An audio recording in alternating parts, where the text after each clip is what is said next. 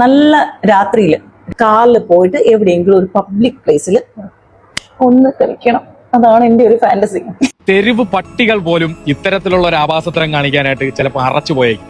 നമ്മുടെ നാട്ടിലൊക്കെ ഈ കന്നിമാസം വരുമ്പോൾ ഈ കടികൂടിയ മൃഗങ്ങൾ ഇതിലും മോശമായിട്ടുള്ള രീതിക്കൊക്കെ ചെയ്യണ കണ്ടിട്ടുണ്ട്. ഇത്തരം ആഭാസത്തരങ്ങൾ പരസ്യമായിട്ട് പബ്ലിക്കായിട്ട് ഒരു സോഷ്യൽ പ്ലാറ്റ്ഫോമിൽ കൂടി വിളിച്ചു പറയുന്നു. ഇവർക്കെതിരെ നിയമ നടപടികളൊന്നും സ്വീകരിക്കാൻ പറ്റില്ല. ഈ കാലഘട്ടത്തിൽ കൊച്ചു മക്കൾ വരെ ഈ പ്ലാറ്റ്ഫോം യൂസ് ചെയ്യുന്നതായി. ചിലപ്പോൾ നിങ്ങൾ പറയും, പിള്ളേരൊക്കെ എന്തിനാ അത് യൂസ് ചെയ്യുന്നത്, നമുക്ക് പിള്ളേരെ പോയി പിടിച്ചു മാറ്റാനൊന്നും പറ്റില്ല. അപ്പോൾ ഈ തരത്തിലുള്ള മോശമായിട്ടുള്ള പ്രസ്താവനകൾ ഇറക്കി സ്വന്തമായ റീച്ചിനും കണ്ടന്റിനും അതിനും ഇതിനുമൊക്കെ വേണ്ടി നിങ്ങൾ തകർത്തെറിയുന്നത് വളർന്നു വരുന്ന ഒരു തലമുറയാണ്. ആവിഷ്കാര സ്വാതന്ത്ര്യം എന്ന പേരിൽ പല പേക്കൂത്തുകൾക്കും കൂട്ടുനിൽക്കുന്ന ഒരു അവസ്ഥയാണ് നാം കണ്ടുകൊണ്ടിരിക്കുന്നത്.